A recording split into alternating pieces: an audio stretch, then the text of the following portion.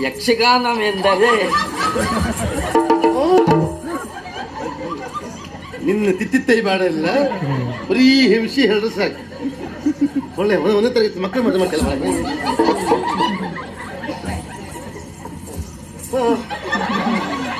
ಯಕ್ಷಗಾನವೆಂದರೆ ವೇಷ,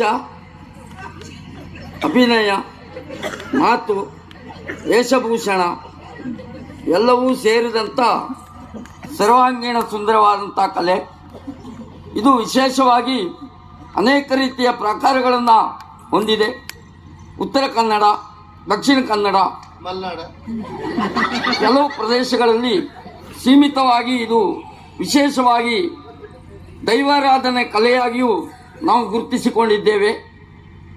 ಪ್ರಕಾರಗಳು ಎಂದರೆ ತೆಂಕು, ಬಡಗು, ಬಡ